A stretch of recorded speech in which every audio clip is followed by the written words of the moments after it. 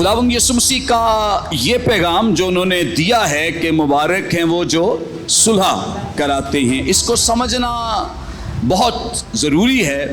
वो इसलिए ज़रूरी है क्योंकि हमारे यहाँ बहुत दफ़ा लोग इस पैगाम को आम दुनिया के साथ भी इस्तेमाल करते हैं। दुनियावी लोगों के माबैन सुलह हो या कोई सुलह कराए तो लोग ये हवाला कोट करते हैं कि मुबारक हैं वो जो एक, यहाँ तक कि कई दफ़ा बैनर्स पे लिख के लगा दिया जाता है और किसी को इसके लिए बड़ा अप्रिशिएट किया जाता है कि इसने फ़लाँ फ़लाँ की सुलह कराई है तो ये खुदा का क्या है, बेटा है। याद रखें कि कलाम मुक़द्दस का ये हिस्सा जो हमारी रहनुमाई के लिए बयान किया गया है, ये कतन बिल्कुल भी दुनियावी लोगों के माबैन सुलह होने या सुलह कराने के ताल्लुक से बयान नहीं करता।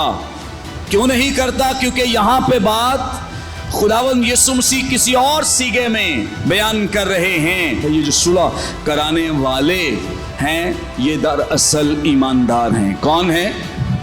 ईमानदार हैं। और किनके माबैन सुलह कराते हैं? दुनिया के लोगों को खुदा से मुतारफ़ कराते हैं, दुनिया में से लोगों को लेते हैं और उन्हें सेपरेट करते हैं। जिस तरह से जो काम मसीह ने किया है, उसने दुनिया में से लोगों को लिया है और क्या कर दिया है, हमें सेपरेट कर दिया है, अलहदा कर दिया है। अब हमारी बाप के साथ क्या हो गई है? सुलह हो गई है। लेकिन दूसरा गिरोह जो है, जो जिनमें से हम लिए गए हैं, इनकी अभी तक सुलह नहीं हुई। मुबारक हैं वो जो इस गिरोह में से लोगों को लेते और इस गिरोह में लाकर उन्हें खड़ा करते, शामिल करते हैं। दुनिया में से निकाल कर चर्च में लाते हैं, दुनिया में से निकाल कर कलीसिया में शामिल करते हैं। वो मुबारक हैं। वो क्या हैं?